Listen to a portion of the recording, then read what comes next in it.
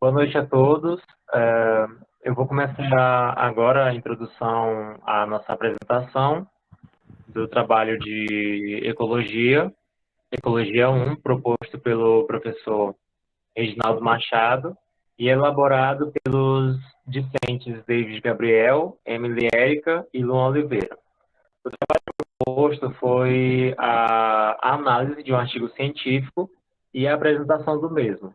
E o artigo científico que a gente escolheu foi sobre o nicho ecológico e aspectos da história natural de Philomedusa azuri, Anura ilide, Polimedusine, no Cerrado do Brasil Central.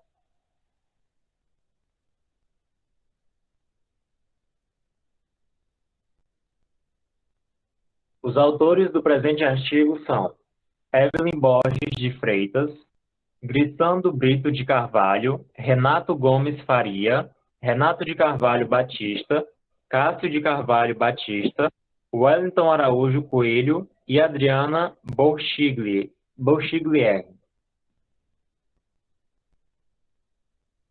O tema. O presente artigo ele vem como um tema falar sobre os aspectos da ecologia e da história natural de Philomedusa azuri, onde foram estudados em uma área do Cerrado do Brasil Central entre abril de 2006 e fevereiro de 2007. Os aspectos investigados eles são referentes aos nichos espacial, temporal e trófico, morfometria e a sua reprodução.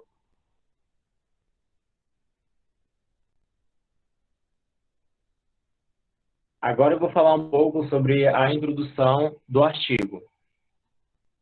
A Philomedusa azuri, segundo Kopp, em 1862, foi recentemente revalidada, sendo incluída no grupo de Philomedusa hipochondrialis, Caramachi, 2006. Ela está distribuída no leste da Bolívia, Paraguai até o norte da Argentina, e em áreas de influência das regiões do Pantanal e Cerrado do Brasil Central, ocorrendo nos estados de Mato Grosso do Sul, Tocantins, Goiás, Distrito Federal, Minas Gerais e no estado de São Paulo, segundo Frost, 2008, Prado et al., 2008. Ela é uma espécie que possui um porte médio para o grupo, e como as outras espécies do gênero, ela deposita seus ovos na vegetação que margeia corpos d'água. E mais à frente, né, na explicação do artigo, a gente vai entender a importância de elas depositarem os seus ovos nessas vegetações, onde ficam mais próximos dos corpos d'água. O porquê disso? O hábito de Philomedusa azuri, ele é caracterizado como hábito arborícola, possuindo adaptações morfológicas que lhes beneficiam, como o primeiro dedo da mão e o primeiro e segundo dos pés oponíveis aos demais. E mesmo tendo a capacidade de saltar, os representantes desse gênero, eles são normalmente observados caminhando lentamente sobre galhos e folhas em busca de alimento ou locais de repouso.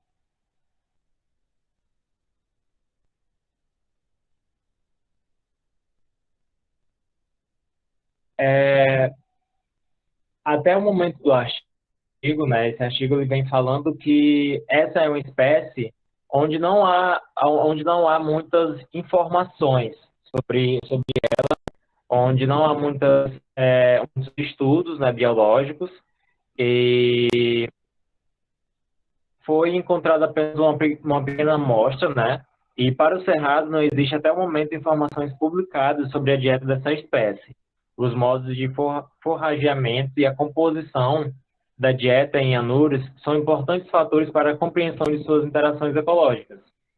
Então, os estudos feitos sobre a espécie de Philomedusa azuri na região do Cerrado ainda é escasso. E ele vem no intuito de ajudar, de contribuir para que haja um estudo.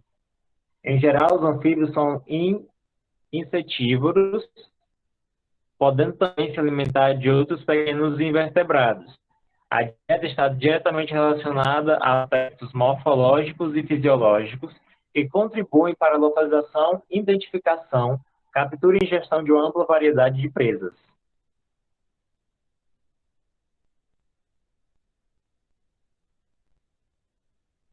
Aí, mesmo com o presente número, né, de trabalhos relacionados à ecologia de anfíbios nos últimos anos, ainda é claro que há escassez em questão do trabalho voltadas a essa espécie em específica.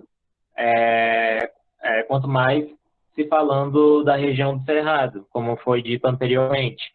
Então, um dos objetivos desse estudo é buscar aumentar o conhecimento sobre a biologia da Filomedusa azuri em área do Cerrado no que diz respeito ao uso dos recursos especiais, alimentares e temporais, sendo apresentadas também algumas informações sobre os seus aspectos reprodutivos. Então, essa foi a introdução do presente artigo e a gente vai dar continuidade falando sobre o material e métodos, onde eu vou passar a palavra para o meu colega Luan Oliveira.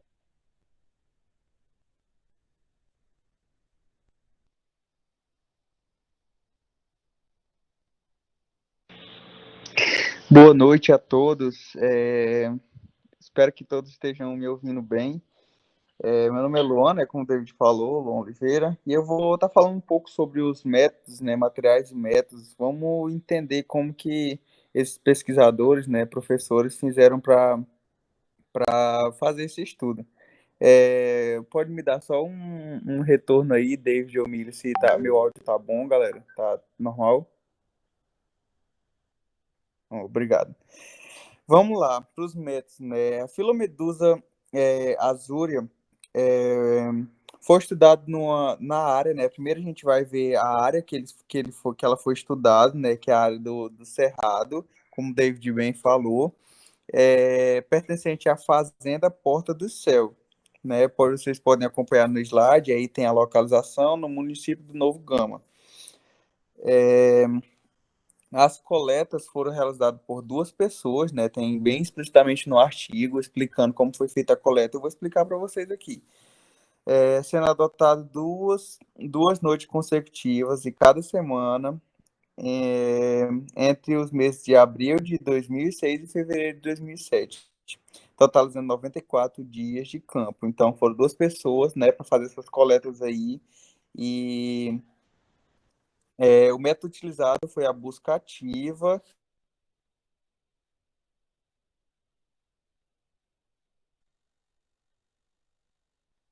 né? Deixa eu.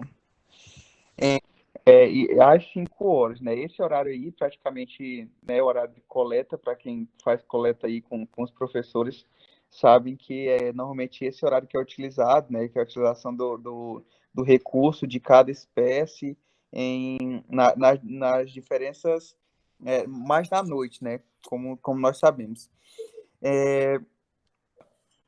O horário entre 18 horas e 5 horas da manhã, o horário que essas duas pessoas faziam as coletas, né? E em duas áreas brejosas. Como o David falou, né? A área aí em colocação de, dessa espécie, ela se agrupa mais em áreas onde tem lagos, né? Como o David falou, ainda vai ser explicado mais pela frente.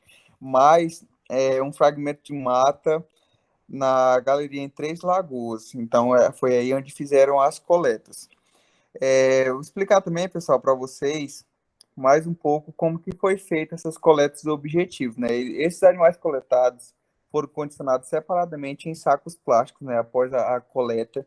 E o objetivo principal é entender mais sobre essa espécie, né? Estudar. Então, eles começaram a fazer as medidas. E para fazer essas medidas, eles tiveram que sacrificar com injeção de licocaína, 2%. Então, essas medidas foram feitas, né? Como vocês podem ver aí no slide. Pé, mão, cabeça, foi feita as medidas desses animais aí. Então, eles acabaram medindo a distância de um polegar para o outro no, no artigo explica muito bem essa parte, eles medindo a parte da distância das mãos, para saber mais especificamente sobre a espécie, né? Então, como eu falei para vocês, o animal foi sacrificado, né? E aí eles acabaram fazendo essas medições. E aí fazendo também a, como eu falei, né, a coleta desse animal, então em saco plástico, e aí levado para fazer essas medidas. Então, praticamente foi esses os métodos utilizados por eles, pelos pesquisadores, e como que eles fizeram, né? Eu falei os dias que eles passaram, o horário e a maneira da coleta. Então, esses foram os métodos utilizados por esses pesquisadores. E esses animais, após serem medidos, né, é, cada, cada parte aí do corpo destacada aí no slide, como vocês podem ver, eles foram devidamente etiquetados, fixados em formalina 10% e conservados em álcool 70% na condição reprodutiva. Então, após fazer todas as medidas, né, os pesquisadores eles fizeram a coleta devida do animal, foi guardado, né, fixado em formalina 10% e conservado em álcool em condição de reprodutiva. Essa foi a finalização da coleta do animal por completo. E aí agora a Mili vai falar um pouco mais sobre o outro assunto. Boa noite a todos. Então, como o meu amigo falou, agora eu vou apresentar os resultados desse artigo. Como podemos ver aqui, foram utilizadas e coletadas 56 espécimes, né, da espécie Pilomedusa aroreia, onde 48 eram machos e 8 eram fêmeas. Um resumo dos dados morfométricos vai estar disponível na tabela seguinte, que é onde eu vou mostrar. Os machos e fêmeas, elas diferiram em tamanho, em massa, e as fêmeas são maiores e mais pesadas do que os machos. Como podemos ver, a tabela está muito bem elaborada e detalhada, né? Contendo a sua massa, comprimento, tudo que eles puderam retirar da espécie, né? Colher informações da espécie. Então, tá separado em 2 colunas para os machos e para a fêmea. Os resultados da análise dos componentes principais ACP mostraram diferenças adicionais, porém os 2 primeiros componentes acumularam menos de 40% da variação da análise. O primeiro componente principal está relacionado com a largura do antebraço, da perna e da cabeça. Já o segundo componente relaciona-se com o comprimento do pé e da coxa. Isso está disponível lá na tabela 1, quando eu acabei de mostrar os resultados das suas medidas, e na tabela 2, que vai ser a seguinte, com a figura 2. Como podem ver, a figura mostra mais para ver detalhadamente como foi feita essa pesquisa, né, sobre essas espécies. Figura 2, scores dos fatores para CPI e CPI das variáveis morfológicas, tamanho ajustadas para machos e fêmeas da espécie Pseudo-azura. E aqui é a tabela, que é os scores dos 5 primeiros componentes principais das variáveis morfológicas, tamanho ajustada de machos e fêmeas. A Pilomedusa azurea foi encontrada principalmente em área prejosa, com 91%, com predomínio de estrato herbáceo de 91% e 61% de característica dócil aberto. Os substratos mais utilizados foram arbustos, com 45% e aves 34%, onde foram observadas desde o solo até 2,5 metros de altura, com predominância entre 0,5 e 1 metro. Isso foi 39%, como podemos ver na figura 3, e não foram verificadas diferenças entre as alturas de apoleiramento e adotadas por cada um dos sexos, e nem para a distância até os corpos d'água mais próximos. A figura 3 mostra a frequência relativa das observações de machos e fêmeas de Pilomedusa arureia com relação à altura de empoleiramento na vegetação no município de Nova Gama, né, onde foi pesquisada. Os espécimes foram observados em locais que normalmente não excediam 5 metros do corpo d'água, ou seja, de distância, né? Eles não ficavam mais de 5 metros de distância de uma poça d'água, que era o mais próximo, né? Sendo mais comuns em locais com até 0,50 metros da margem. Eles ficavam mais perto do que longe. 5 metros foram o máximo que eles encontraram de longe de uma poça d'água, como mostra na figura, que é a frequência relativa das observações de machos e fêmeas com relação à distância do corpo d'água mais próximo. Quanto à velocidade da água nas proximidades em que os animais foram encontrados, foram 79% dos indivíduos que foram observados em locais de corpo d'água lênticos. Machos e fêmeas não diferem com relação à ocupação de ambientes lênticos ou lóticos, como podemos ver na figura 5, de frequência relativa das observações da espécie, né, com relação à velocidade da água. Como podemos ver, o lêntico está mais favorável do que o lógico, então mais quantidades. E nos lênticos, os machos são mais numerosos do que as fêmeas, já no lógico, os machos são menores em quantidade do que as fêmeas. Foram analisados 56 estômagos da espécie, né, da azureia, 48 machos e 8 fêmeas, dos quais 5 estavam vazios e 4 em processo avançado de digestão. Os espécimes utilizaram 11 categorias de itens alimentares, tendo sido verificado também material vegetal e detritos, que consistiram de pequenos glândulos de minerais como areia e pedras, que eu vou mostrar na tabela 3. A dieta de machos e fêmeas constitui-se respectivamente de 11 e 3 categorias de itens alimentares. As categorias mais frequentes foram para os machos, material vegetal de 38% e areácea de 25%. E para as fêmeas, material vegetal 75%, Hymenoptera e Orthoptera, ambos com 13%. Foram observadas diferenças significativas nas proporções numéricas em que as categorias de presas foram utilizadas por machos e fêmeas.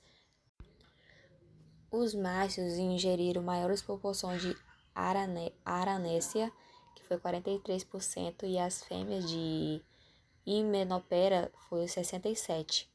O volume consumido para cada categoria também diferiu entre os sexos. Como os machos consumindo maiores volumes de Aranesia, 43%, e as fêmeas de Orthoptera, 93%. Os itens mais importantes para os machos foram a Aranesia e para as fêmeas Orthoptera. Isso podemos ver com 63%.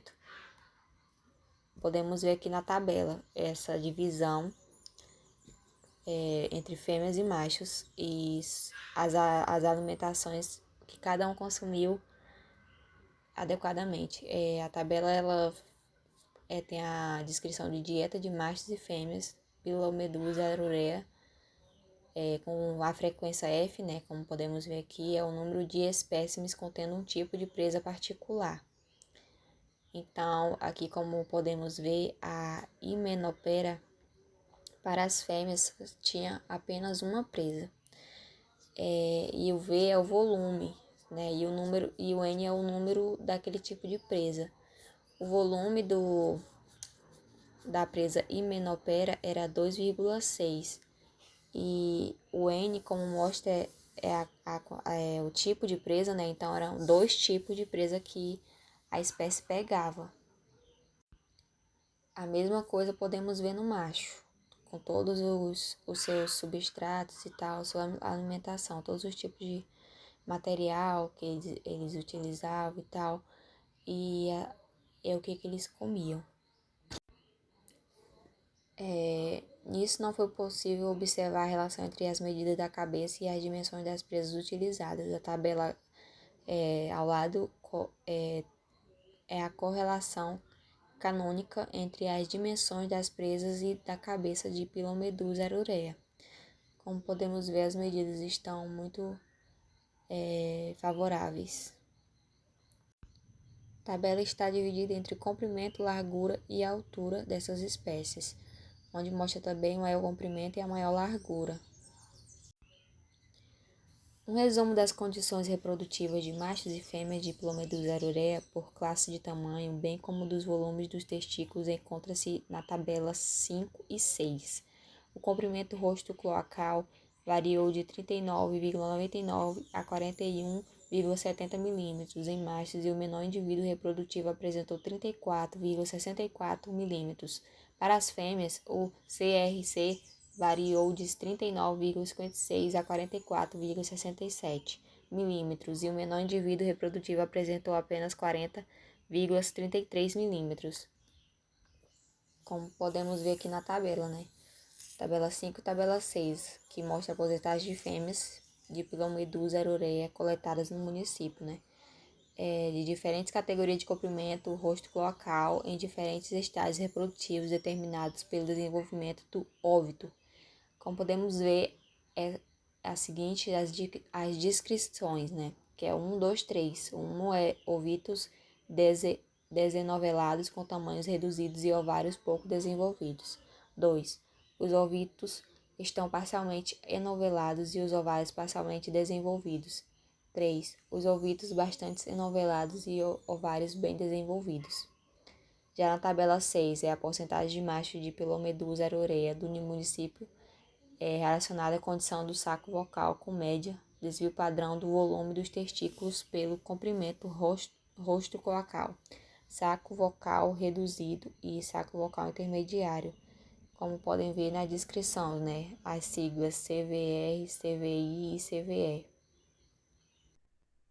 Como foi dito nos métodos e materiais a serem utilizados, sobre a questão dos horários, né, em que os pesquisadores fizeram a coleta das espécies, eles notaram que a atividade noturna ela foi concentrada principalmente no primeiro período da noite, que era entre as 8 e 9 horas, e que seriam mais favoráveis para a atividade de vocalização de algumas espécies e também as fêmeas elas estariam mais aptas à reprodução, onde elas seriam beneficiadas se os encontros com os machos eles ocorressem no início da noite, porque assim elas teriam mais tempo para desovar e reduziria a chance dos predadores encontrarem eles e prendessem o casal em amplexo.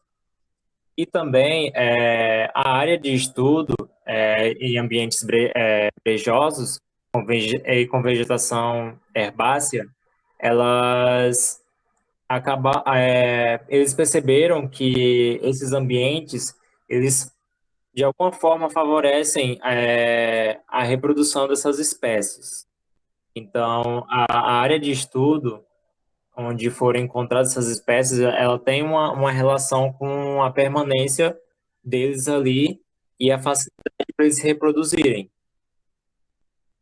Características morfológicas e comportamentais desta espécie, ela pode contribuir para a escolha de determinados sítios, dentre outros disponíveis na área, né? Então, a partir da análise desses estudos, eles perceberam que a preferência por substratos arbóreos e arbustivos está relacionado com o modo reprodutivo dessas espécies, que envolve a deposição de ovos sobre a vegetação marginal de corpos d'água, onde ocorre o início do desenvolvimento do embrião. Então, não é por um acaso que essa espécie ela prefere depositar seus ovos, né, em região de vegetação arborícola e próximo à margem de corpos d'água, porque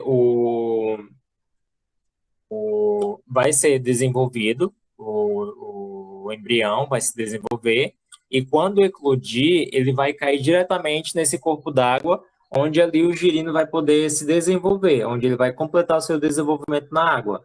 Então, não é por um acaso que essa espécie ela escolheu especificamente esse determinado local.